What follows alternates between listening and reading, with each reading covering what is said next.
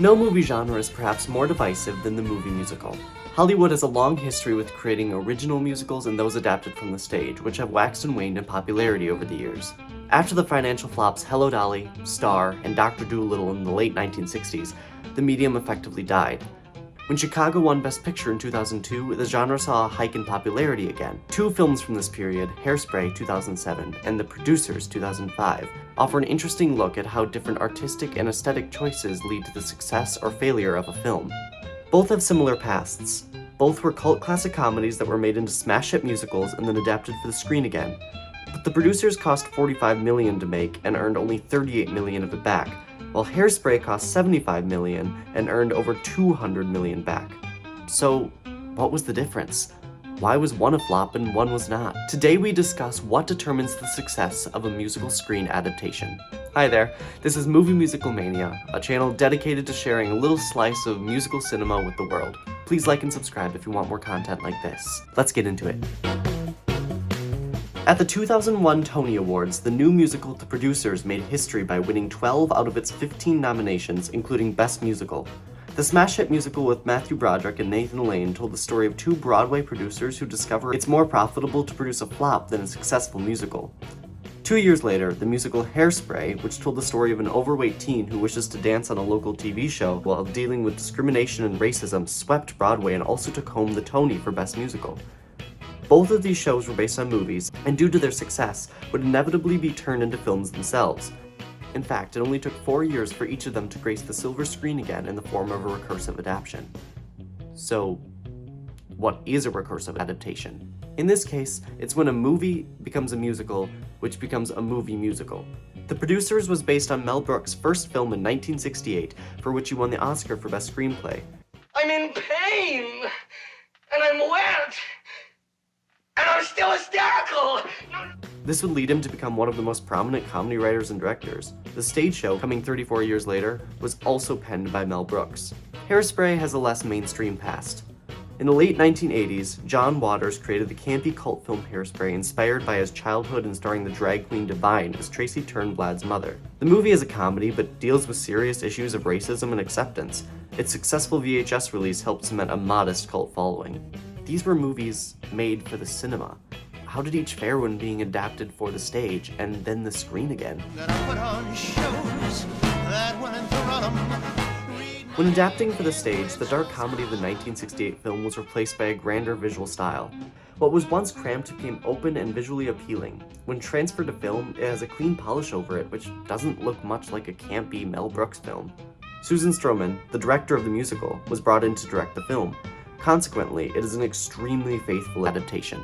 Of the show's substantial score, only 3 songs were removed from the movie, and 2 of them were filmed. The fidelity affects the film's runtime. While the original 1968 Producers took 14 minutes to tie up the loose ends, the movie musical takes 28 minutes to recount the same events. In an attempt to recreate the success of the stage show, the Producers failed to be anything new, and if this wasn't bad enough, it was exacerbated by negative gay stereotypes. The homosexual characters are presented as 2D caricatures of flamboyant men, accompanied by the village people and obsessed with winning Tonys. No. Think of the Tony! Tony! Stuart Kaminsky states this is a common theme in Brooks' filmography, as if it is a way to discourage any suspicion of a romance between the 2 male leads.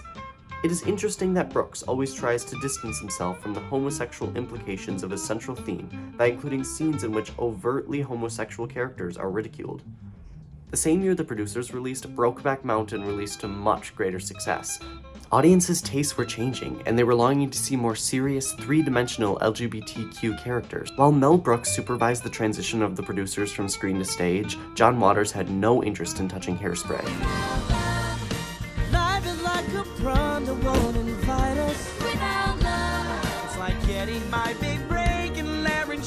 Thomas Meehan and Mark O'Donnell refashioned Hairspray into a 2-act musical that condensed characters, changed plots, and highlighted sexuality and race in the comforting form of musical theater.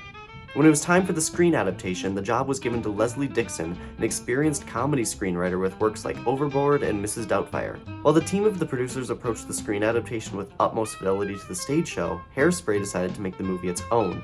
Instead of relying on the stage creative team, the movie hired Hollywood professionals to do what they did best: make movies. Leslie Dixon's script was faithful to the Broadway show, but reduced the campiness. The movie changes several elements from the stage show. A few numbers, like Mama, I'm a Big Girl Now and The Big Dollhouse, are cut. Little Inez is crowned Miss Teenage Hairspray instead of Tracy, and Velma gets fired.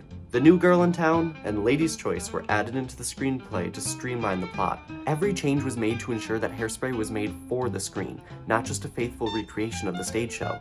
Waters advised Adam Shankman, the director, "Don't do what I did. Don't do what the play did. You've got to do your own thing." And then there's the matter of casting. It has always been the trend to replace Broadway stars with bankable Hollywood stars. Consider Audrey Hepburn and Julie Andrews in My Fair Lady. Hairspray followed this tradition, casting John Travolta, Christopher Walken, Michelle Pfeiffer, Zac Efron, and Amanda Bynes. The last two were specifically chosen due to their teen appeal. Amanda Bynes was popular on TV, and Zac Efron had just completed High School Musical. Queen Latifah, who had been nominated for Best Supporting Actress in 2002 for her role in Chicago, was also added to the cast and added much buzz around the production. It is traditional for Tracy's mother to be played by a man. After Divine in the 1988 film Harvey Fierstein on the stage, John Travolta's turn in drag comes across as the most family-friendly. The other exude queer power and confidence, while Travolta is the most palatable to general audiences.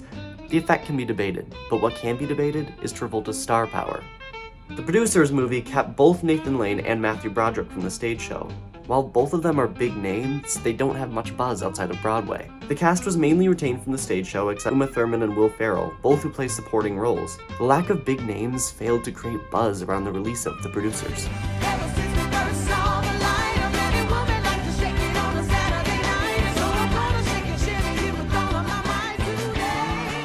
Audiences that attend Broadway shows tend to be older, around the age of 45.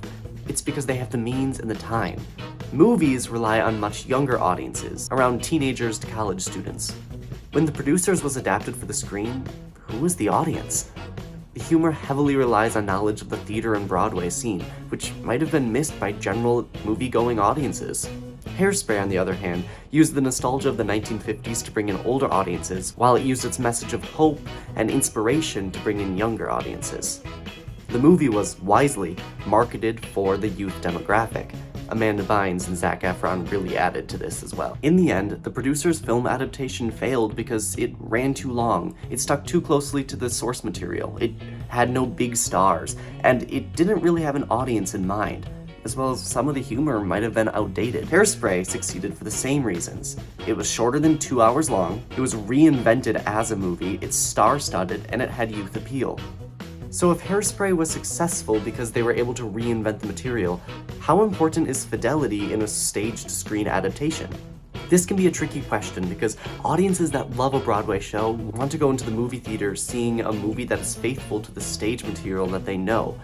But also, in the movie theater, many audiences are seeing it for the first time, and if the movie is too firmly grounded in the stage, it just doesn't click. Thomas Leach writes in 12 Fallacies in Contemporary Adaptation Theory, "Fidelity to its source text is unattainable, undesirable, and theoretically possible only in a trivial sense.